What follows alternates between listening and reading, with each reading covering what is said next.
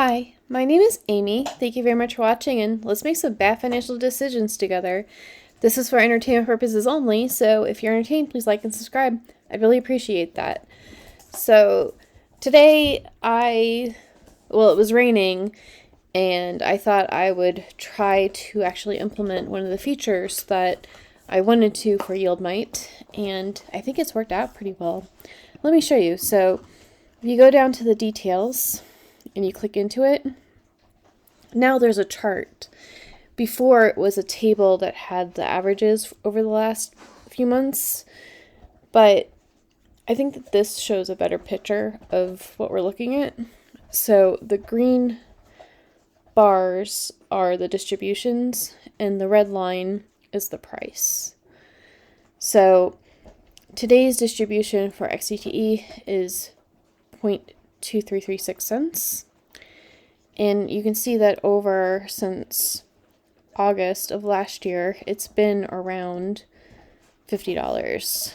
And then we had that volatility in December, so we had abnormally high distributions. Also, I think it was the end of the year, them paying out what they've earned for the year.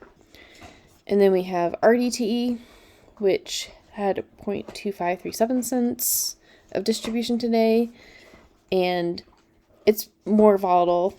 The distributions are up and down and less consistent, and the price is not holding. The NAV isn't holding as well as XTTE. And then QDTE, we have a 0.2509 cent distribution, and the price is okay. It's not holding as well as XTTE, but you can see that there was a really big spike in December. So this chart will be for the last, a rolling 12-month average as we get to 12 months for every of the funds. And I think this gives I really do think this gives a better picture of how the fund has been performing. And while this still isn't the only site that I would recommend using when evaluating a high-income ETF, I think that this will serve everybody better. And also a reminder that if you click on the name of the fund, you'll get taken to the actual website, and there you can find the prospectus and the past distributions and all of the information that you need to and the holdings and everything. So just putting that out there. So that's what I was working on tonight. I do have more features that I want to add, and we're going to get there slowly and surely. It's just that I just haven't been feeling like programming, and then I'm now very inspired, mostly because I'm talking about it more now, so people are actually tipping me on Ko-Fi, and thank you. I'm so grateful. And also especially thank you so much, Chris. That was a lot of money, and I really appreciate that. And I appreciate everyone who gives any amount. And also, David Mitchum, you are the first person that's ever given me a super thanks through YouTube. I'm checking to make sure that I got your name right. Yep. David Mitchum.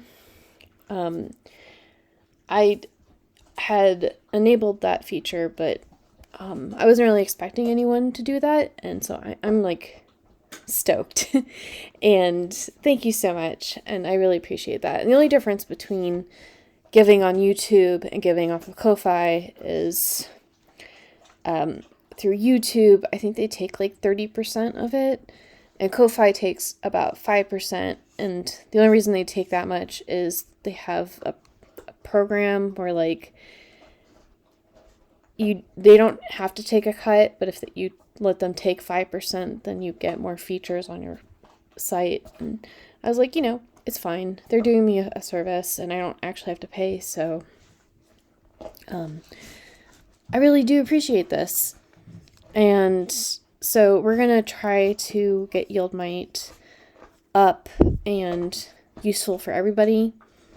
I would really love to add at least one more filter over here that's basically groups these together. So like a crypto and the broad market and thematic, just so that we can click on one thing and it shows all of the crypto, or, you know, all of them that I want to see that are single stock, or whatever else we have them grouped in. And then I think I'm going to have to wind up doing an entire like advanced page where we can, instead of it being in the investment amount, we can have the number of stocks, and then also like what would I like my distribution amount to be, and then the cards would then say like how many shares you would need to buy and how much it would cost you.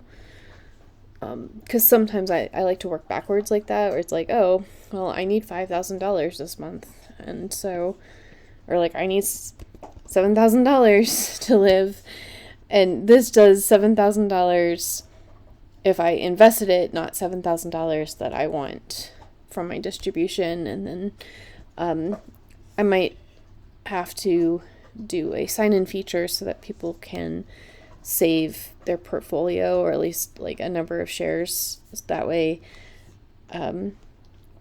you can just get the ones that you care about, like a watch list, and just more features around this where we can not just have it be based off of the last distribution, we can have it more control over, like, I want it to be the average of the last three, and then also the price be the average of the last three. And I need to actually hook up the automated stuff so that the site is updated more regularly.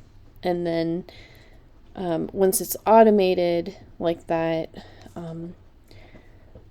like, we'll just have more data and be able to do that. And I also need to look into cookies and caching things so that it doesn't take forever for it to load. And then I can actually make this into a mobile app. That way you can use it on your iPhone and Android and stuff. And definitely getting ads on this. Sorry, y'all. But those are my plans for YieldMight. I'm excited that you're excited. We're all excited. And I think that I just really like, if someone in my audience is colorblind, would you please tell me if these colors are different enough? This green strikes me as being blue enough that it might not be an issue, but I can change these colors to be different if, like, this is not friendly to colorblind people. But I'm just pretty happy that I was able to sit down in one afternoon and get this out, and it's the way that I want it to be. So we got that going for us, which is nice. And so tonight, while this whole thing was about self-promotion, but in Financial Philharmonics, we have Why Buy When You Can Sell, and it was basically my reaction to our Wall Street bets. And my opinion on that type of thing is selling puts and doing a regular dividend wheel is much safer, especially in the beginning. And a lot of people would be better off selling a put, and if the price goes down, they just own the shares, versus buying a call that's near term dated and then it expires worthless if the stock doesn't go up. I would rather just get paid to own the share and then get paid to get it called away. So I made a whole song about that. And then the Bitcoin Mambo, I was just listening to MicroStrategy and Sailor and all of them, and was inspired by Mambo number 5. And then I bought a covered call ETF, and I liked it. Just someone getting started with covered calls, and yeah. So let me know if you like this chart, and also let me know if when you're in the detail section, if you notice that I'm missing any months. I think I have one more file that I had changed the information for the distributions, so there was a compatibility issue with some of the past ones, but I think I'm most of the way through getting all the data back into YieldMight the correct way.